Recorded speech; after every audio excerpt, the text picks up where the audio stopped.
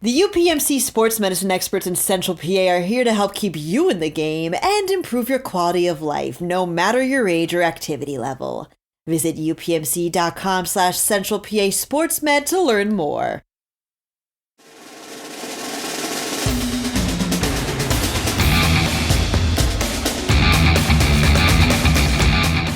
Welcome, everyone, to another exciting edition of the Pennsylvania High School Football Report. I'm Brian Linder. I'm here with Dan Sostek and Eric Epler. Dan, let them hear your voice. Hola. Yep, let them hear you. Liverpool. So now, if you're new to the podcast, when they talk, you'll know who they are. And if you've been listening, you know who they are anyway. Guys, got a question for you. Did you smell what the final boss was cooking? You've been trying Listen, to... I'll be honest with you. What did The Rock hand Cody Rhodes, Brian? You're in tune with these guys. You love wrestling. So what was it? No clue. I mean, a lot of ideas. Maybe it was the lighter, since Cody's bus supposedly burned up. I mean, at WrestleMania. I actually watched WrestleMania for the first time, definitely first time ever, just because it's actually easy to access now because it's just on Peacock. You just subscribe to Peacock and you get WrestleMania now instead of having to go to some weird WWE app that you feel kind of seedy having. So I watched it. And it was a fun time. Someone described it as the season finale of wrestling or whatever. I know The Rock. Yeah, and we can connect it back to high school football because The Rock was obviously a pretty good football player. Oh, please. Hey, he played for the U when the U was the U, man. And he got on the field, But there was a pretty good piece in the Inquirer that pulled from, I think, a book he wrote, a book about The Rock, with his high school football coach in Bethlehem who, I guess, changed his life around. You guys can go find that if you Google it. I'll say it was a heck of a show. I kind of casually pay attention to wrestling because working with trending here at PennLive, it gets read a lot. People keep up with it. It was really well written. It's a live action adult soap opera, right? So, and The Rock has just been fantastic coming back, and Roman Reigns and that stuff. So it was really cool. Roman Reigns. The Rock is fantastic. If The Rock was fantastic, that'd be the first time he's been fantastic acting in a long time. So, come on, man. You didn't like Skyscraper? Come on. You like Rampage? One leg and he did all that. Skyscraper, Holmes. Rampage was probably the best one that he's done in a while. I enjoyed Rampage, but I'm not a huge... Rampage was terrible. I did just watch a good Rock movie from a while ago, The Rundown. That was pretty fun. Back when he had not bad, underrated, The Rundown. But I'm going to say this, Brian. You're correct. These guys who write this are spectacular. They put on a fantastic show. But the minute you bring in Mahaffey or whatever his name Pat is, McAfee. Look, I used to Pat McAfee. I went straight to Golden Girls reruns.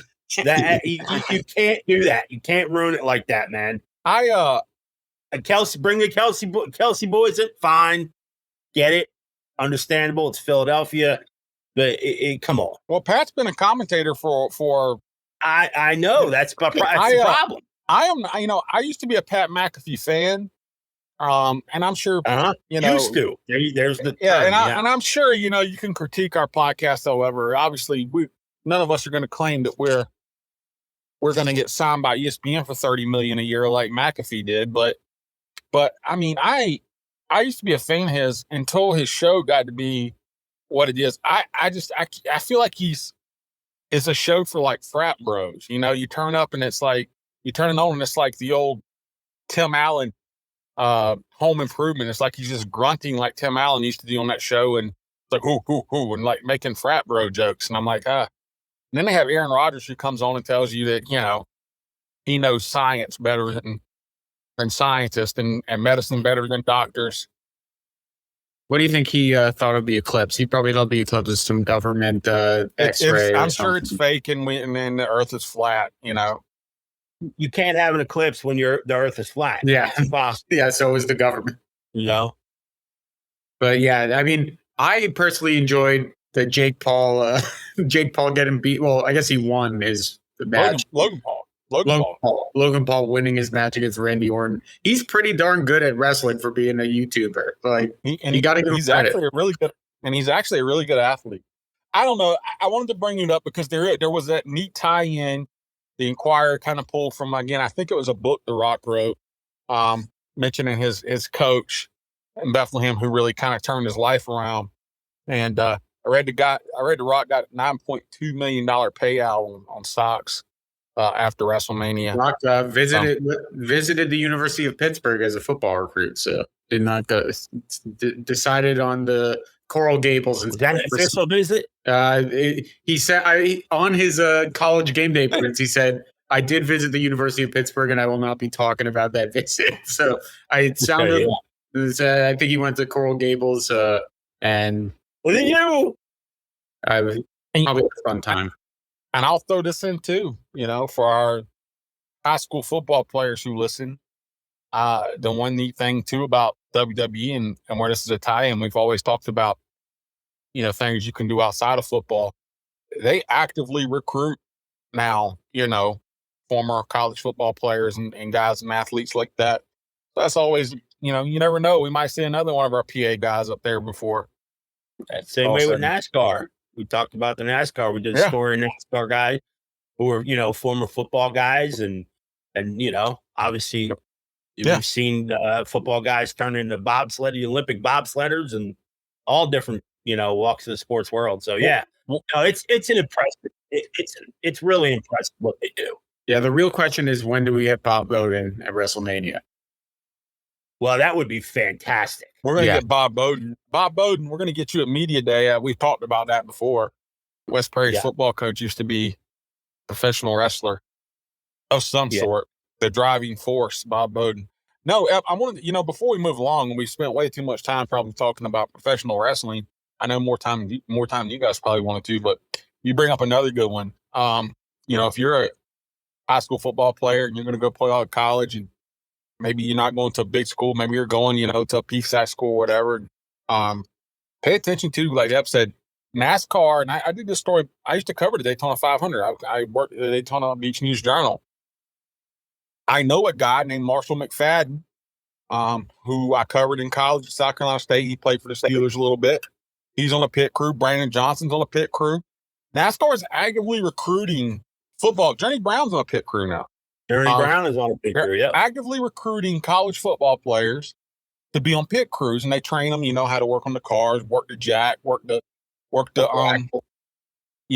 guns and stuff, because they're bigger and stronger and faster than everyone. And those, every split second counts. So that's another interesting career path we're seeing former football standouts, end up in, coming out of high school and college. So that's something else for you young guys. Maybe you're a pretty good athlete and, when you get into college, maybe the NFL stuff doesn't work out. It's always something to work in and look at, because it's a pretty good life and pretty fun life, to go down. So anyway, hey guys, we had some big news, since we left. I think Dan said his pick was Matt Zollers to Missouri. And sure enough, Dan, sorry for your Pitt Panthers. Matt Zollers is going to Missouri.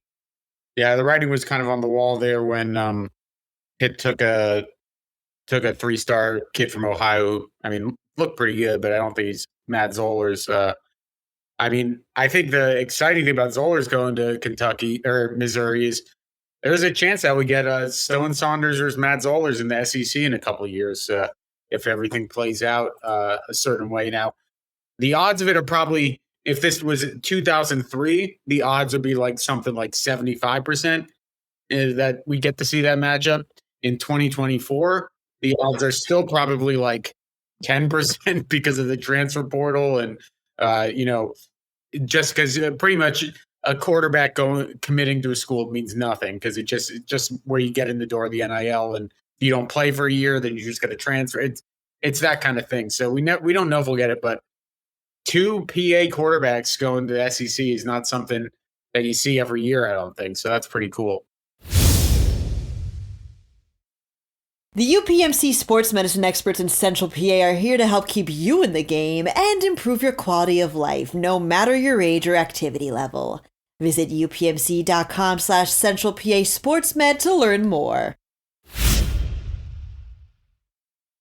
I was actually texting with Stone Saunders from Bishop McDevitt over the weekend. He was in Kentucky, and he tweeted out some videos. And I said, "Man, those new helmets are fire." He said the jerseys are too.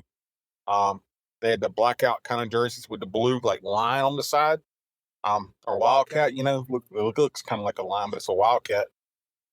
Really, really, really good stuff. I like, but look, it's kind of funny. Like, we know Stone Saunders is a great quarterback. He's got the tools. He can make the throws. He's very accurate, very smart. Zollers is a kid that, like, I remember when we started having this discussion last year, really, when he came into Cumberland Valley. I'd watched his film in the off season, thought he was pretty good, and he came into Cumberland Valley, and I told you guys, this guy's unreal. He can run, he can throw, and it's funny now he's elevated. I think a lot of people have him now even as the top player in the state. And it's funny, like, I think he did have a Penn State offer. I don't think they ever offered Stone. It's pretty interesting that I guess the probably two top quarterbacks in the state, Penn State doesn't have any action on. But both of those guys can play. I'm excited to see what Zollers can do. I think that's a big win for Missouri. So, yeah, it's a massive win for Missouri. I mean, that's this kid's a prototype quarterback, really. I mean, you don't. I mean, if you look at guys 6'4", 6'5", you're thinking, okay, pure pocket passer. That's not Zollers. I mean, Zollers can move. He's accurate as hell. He's got a hell of an arm. I got to see him the year before a little bit, and you could see all the tools there. I mean, now getting a college system, a place like Missouri, where you figure, he's going to get a shot early at Missouri. So yeah, this kid could play if he sets his feet there, and and nothing, and sort of everything transpires. I mean, he could have 3 like really, really good years there at Mizzou, and obviously playing in the SEC, you're gonna get a lot of coverage. So yeah, it's a great spot for him, and I think the right spot. I mean, obviously he had a bunch of offers. Go ahead, man. Yeah, like that Missouri offense too. It's Eli Drinkowitz. I believe he came from App State, if I'm not mistaken, and we know the type of offenses that they run, and just a really modern offense that's going to be really fun. I imagine at the end of the day, if you really boiled it down, it's probably an NIL thing that ended up getting him to Missouri, but I'm sure the offense that he's about to play in doesn't hurt either. it's funny. I see people who criticize that whenever that's brought up, and like you just saw Nick Saban talking about NIL and stuff, and look, whatever. You guys had a million years to come up, had all the history to come up with a system that works. If there is an NIL deal in place for that kid, great for him. Even better decision. Get money. If somebody's going to give you a bunch of money, get it. To play football. Because look, he could get hurt.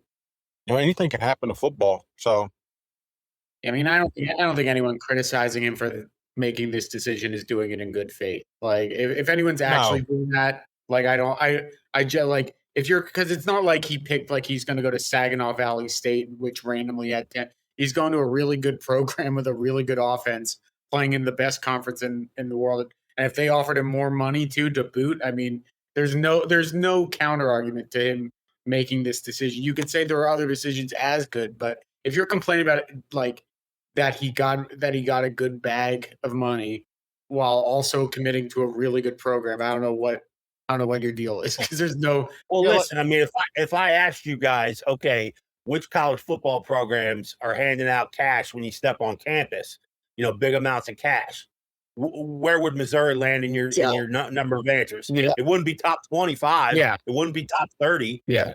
So it's not like, these places like Alabama and Georgia, with just, alumni to burn and money bags and making $150 million a year on the program. Those would be the guys that you would think, okay, yeah, that's where they're luring 5-star guys who have the pick of the litter. Well, that's why I was critical of that whole Nick Saban thing.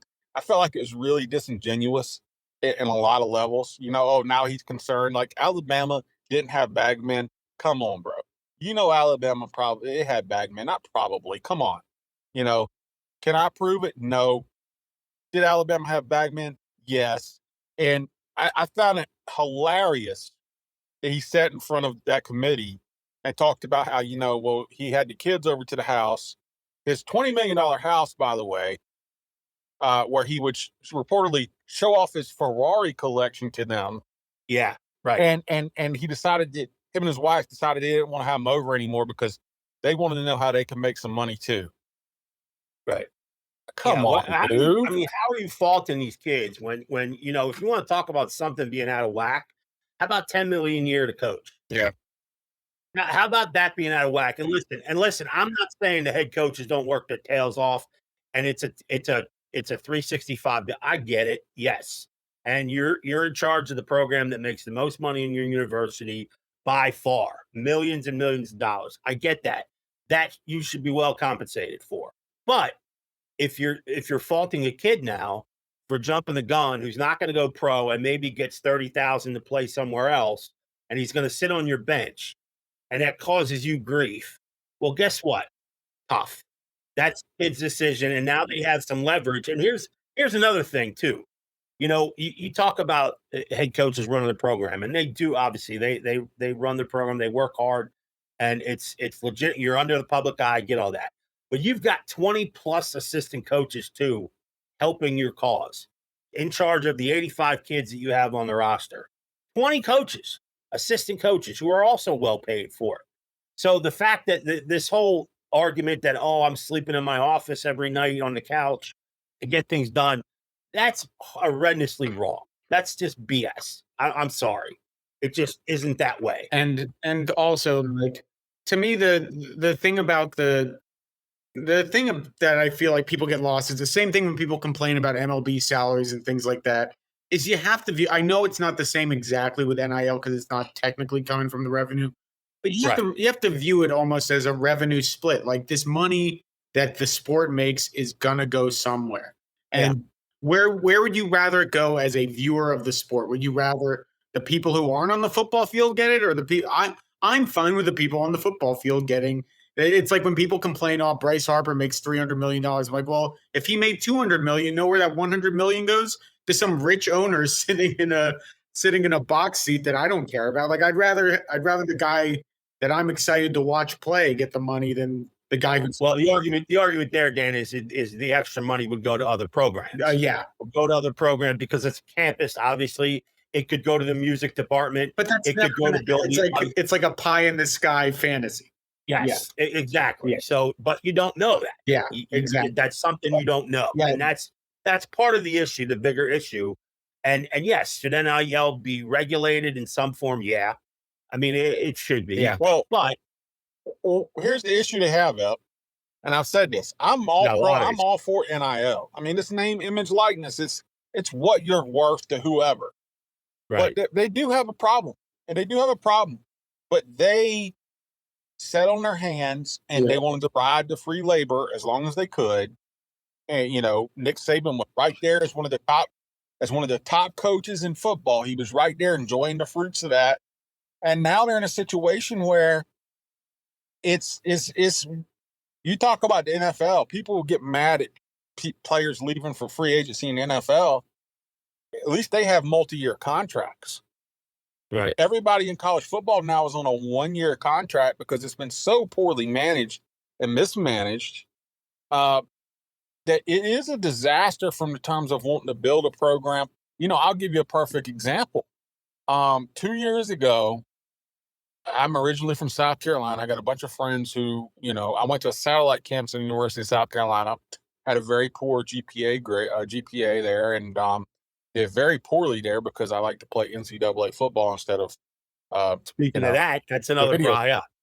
Instead of actually studying, but I had a bunch of friends who went to that school, and 2 years ago, Shane Beamer really had something going in South Carolina, and then they finished the season, and everybody transferred out. He lost a couple guys to Florida State. Marshawn Lloyd went to Southern Cal. Their running back. I mean, he's probably going to get drafted, right? You know, so it's like you can't really program build consistently anymore. But they've done this to themselves. And now they have to figure out a way to somehow get a hold of that if they do want to save college football, because it is going to hurt. People are going to you like to be able to see, have guys you can root for multiple years, right? That's your guy, your favorite player, or whatever. And you're going to lose that to a large degree now, unless they find the fix. But it has to be a fix that really doesn't take anything away from the players in the current situation. So I don't know how they fix that. But here's what I will say. Matt Zollers, if you do get any flack for any of that, again, we don't know what the kid got or didn't. I hope he got $1 billion. Just remember that Pitt Fan 2021 account on Twitter. That's just Dan's burner. That's just Dan Sostek's burner account tweeting at you. Yeah, okay. I would never. I don't. The number one rule that if you're on Twitter and you're a college football fan, the number one rule that it's the golden rule of being a college football fan: do not tweet anything at high school football recruits. Just don't tweet. Just leave them alone. Let them do what they want. You come off like a psychopath, even if it's good stuff. Just ignore. Just let the kids be. Retweet them if you like them. Don't tweet anything. We are a nation of sociopaths, I think. I don't know. If you go on Twitter, look, you can say whatever you want to say about me, but if you go on Twitter and you go on Facebook and you look at the stuff people say to each other on there and about other people with no regard for life or mental health, we got some big issues in this country. Well, but you can tweet at NFL draft prospects, so that's fine. You're allowed to tweet at them. Yeah. Well, yeah, they're getting. Look, I'm fine. I'm fine with booing too. Look, if you pay all that money to go, you're paying salaries. You can boo, but hey, you know what? Let's move it along a little bit. There's another topic of discussion this week I wanted to touch on. Is obviously, I thought Ross Tucker had some pretty good points, but obviously, our guy Micah Parsons is getting burned out here by some anonymous comments from a radio guy out in Dallas, I think, about how his quote unquote act's wearing pretty thin with the Cowboys. And Ross actually had some good things he said on his podcast. You guys should go find Ross Tucker's podcast. And he's like, look, I'm sure Micah Parsons' act is wearing thin with the Cowboys. He speaks his mind. He wants them. He wants them to sign players, which Jerry isn't signing free agents. Derrick Henry said he wanted them to call, and he didn't even call. And look, also, I don't think it's a coincidence that this comes as Micah Parsons is getting ready to go into negotiate possibly for a mega contract. I think Ross made some good points. I do think Micah's got this whole podcast thing going. He does have, he is an opinionated guy, and sometimes the NFL front offices, they don't like that. But at the end of the day, I can tell you guys, we talked to Lance Dean. We know Lance, we've seen the photos, we've seen the videos. When we see the results, the guy works out like a beast. He's the most competitive athlete I've ever covered. And I know he wants to win. So I would be interested to see where I would love to know who the anonymous sources are.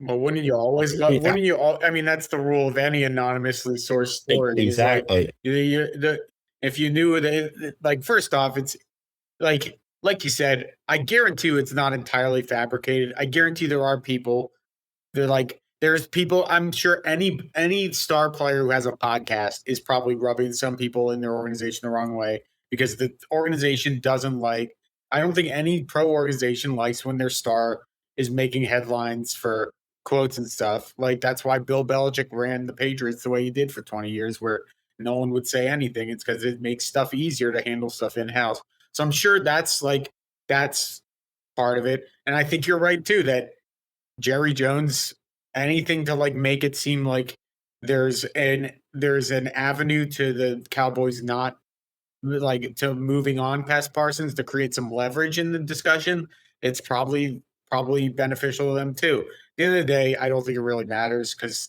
I think Micah Parsons wants to be a Dallas Cowboy, and I think at the end of the day, the Dallas Cowboys want Micah Parsons to be on their football team, and this is the kind of stuff that I think Micah Parsons is an adult. I think he's an opinionated adult, and I think he'll be able to put this anonymous source stuff behind him the second he puts pen to paper on a $150 million contract. Would it be a day in NFL sports world without drama in Dallas? Seriously. Yeah. I mean, no. Listen, nobody likes know-it-alls. Even in our circles, fellas. Like, I'm talking about journalists and quote unquote insiders that we follow, the guys and gals who put out stark opinions on everything. I mean, we know these people have no idea what they're talking about, but through social media or what otherwise, they send out these opinions in hope of fetching attention. But in Micah's case, we know he's opinionated. Okay, he was opinionated in high school. Okay, the difference is he's smack in the middle of everything NFL. He's being paid for a show to give his opinions on America's team, for God's sakes, and any other team in the NFL. That's going to rub people the wrong way, sure. Even people in-house, probably a little bit more. But he's knee-deep in the subject matter, at least he's speaking on. So because he's a generational player and a talent, he's somewhat of an authority as one of the best players in the league, right? So here's the other thing. He's 24 years old. He's 24. Like, how much tact did you have at 24? And given this sort of platform, I mean, I'm sure he has slight regrets at times on things he might tweet or say here and there. But in today's social media landscape, isn't this almost what we expect from our superstars? I mean, don't we thirst for it as a sports society? I mean, Micah's smart enough to know that. If you look at what Ross said and what Micah says, on his podcast, and if you're just guessing, okay, maybe it's the whole, when he gives an opinion or roots for them to sign a guy, or say he would like to have a certain guy on the team. What is it rooted in? It's rooted in a desire to win. And he's openly talked about wanting to win a Super Bowl, and what that would mean to him in Dallas. He said on the I Am Athlete maybe podcast last year. Maybe I'm getting that wrong. I think it was the one with Ryan Stewart. Clark. Yeah, Ryan Clark. I don't know what Ryan. I'm thinking of the Two Live Stews, my man. I'm going way back to my neck of the woods. But Ryan Clark, I think he said to him, he knows if he wins it in Dallas, you're set for life, and he wants to win. So it's when Micah's talking about wanting him to sign a guy, or hey, we need to get better here. It's rooted in wanting to win and wanting to be a champion. And I the reason I can believe what Ross is saying is Jerry is like openly talked about a disdain for signing free agents. He doesn't want to sign free agents. Look, they haven't spent a free agency.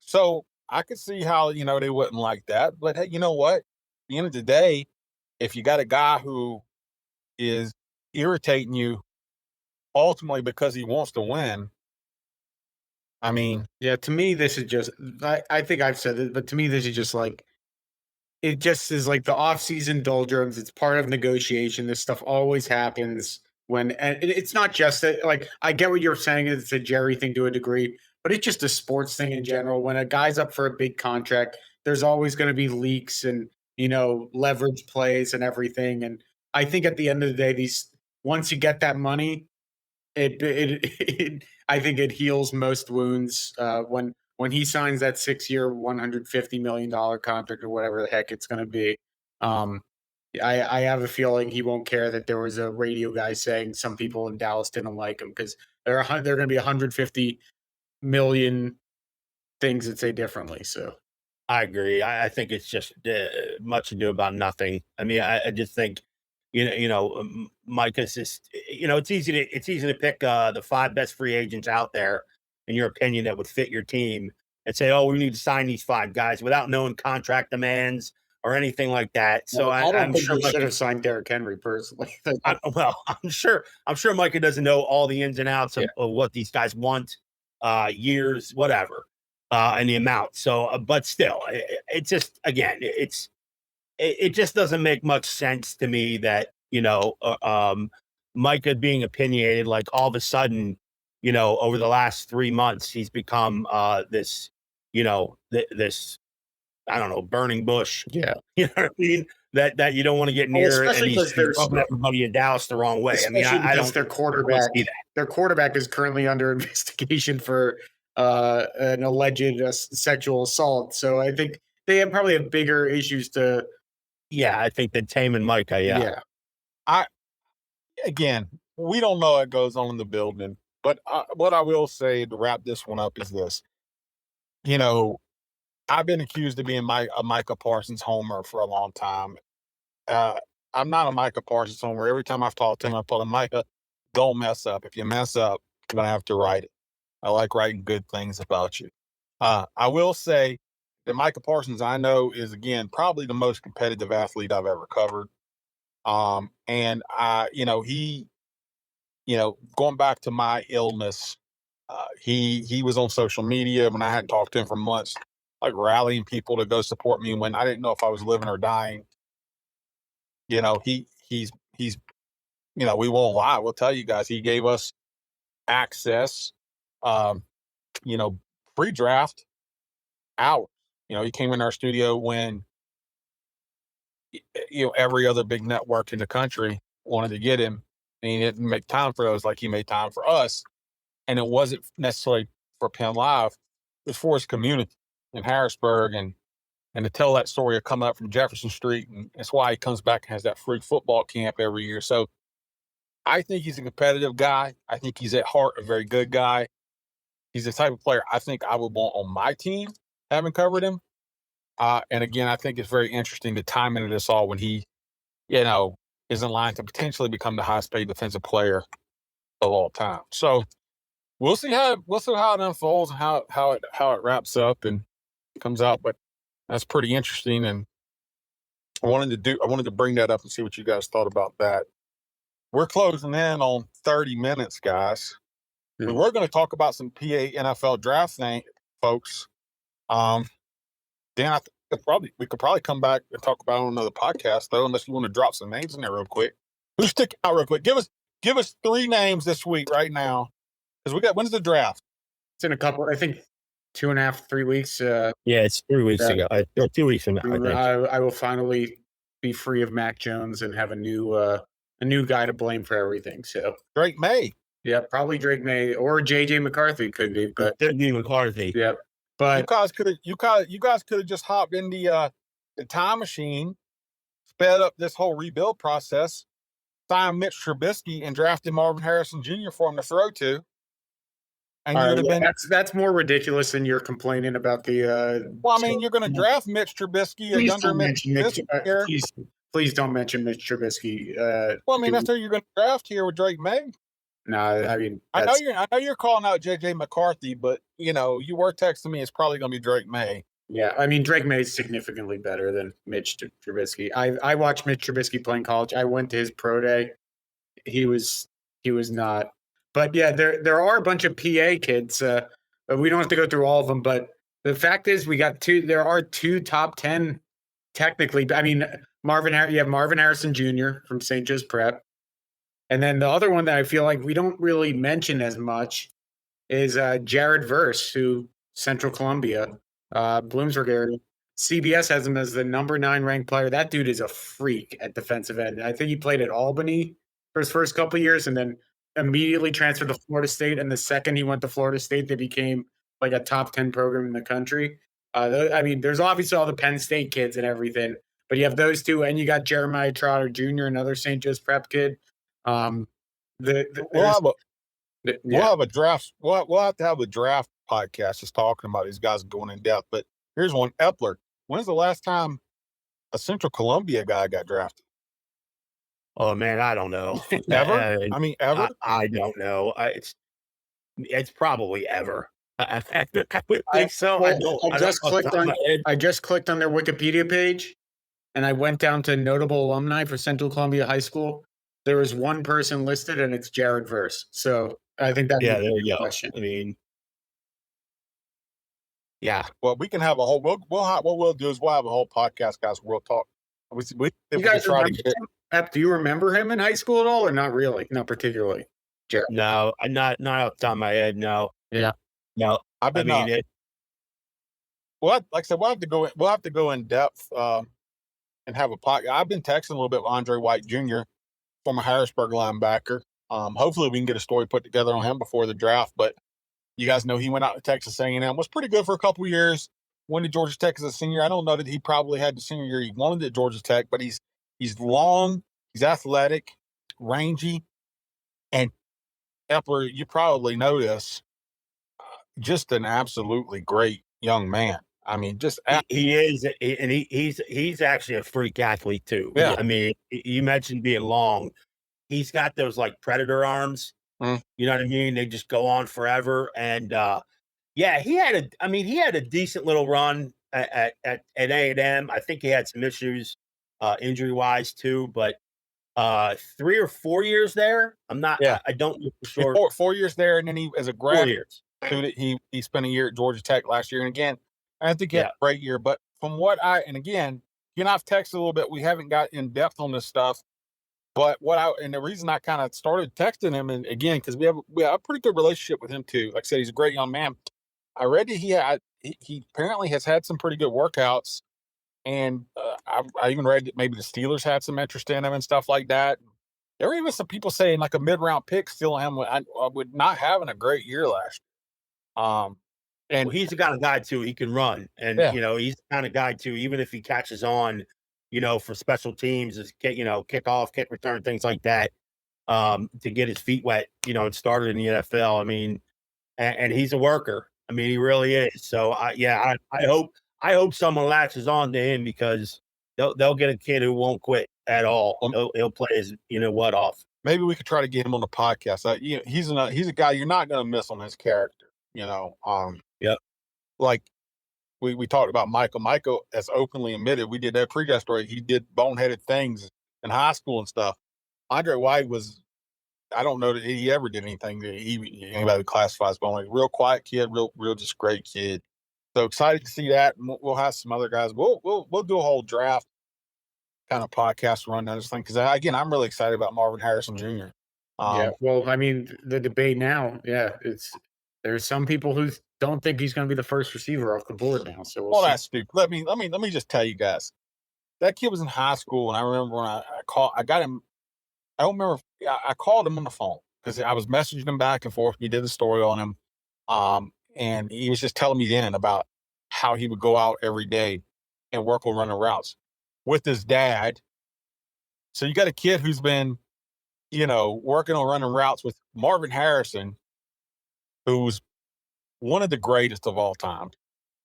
Not the greatest, but he's top probably 20, 25 receiver ever.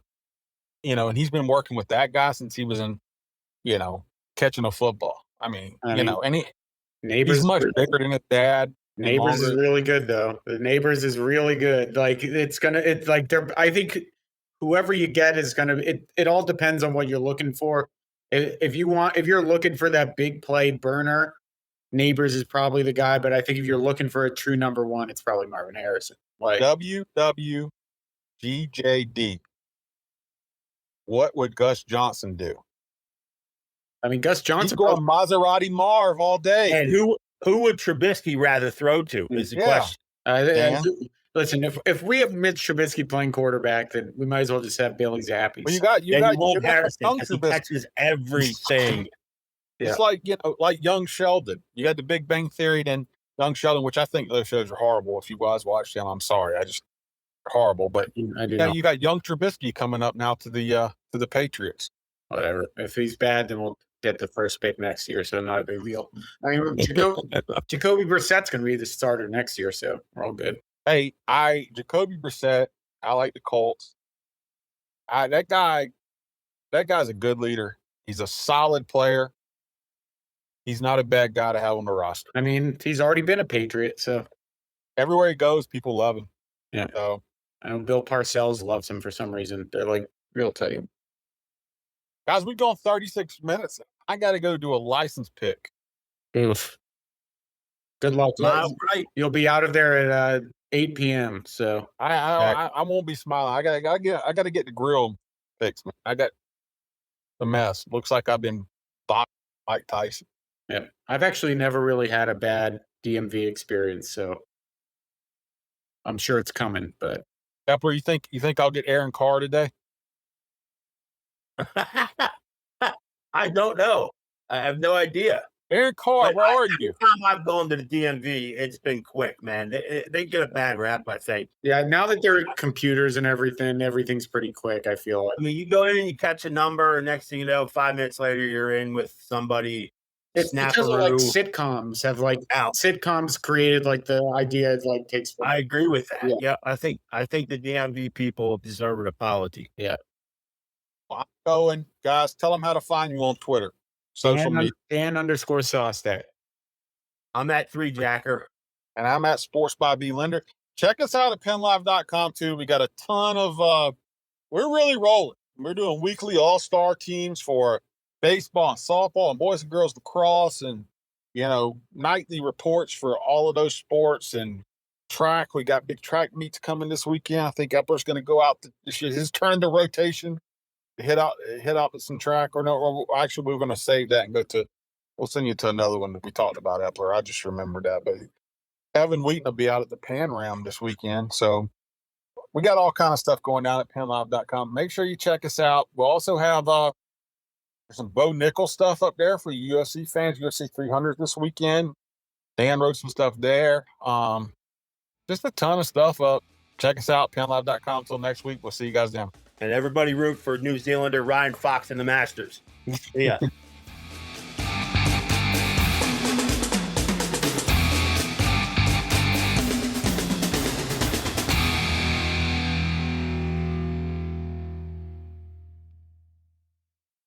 The UPMC sports medicine experts in Central PA are here to help keep you in the game and improve your quality of life, no matter your age or activity level.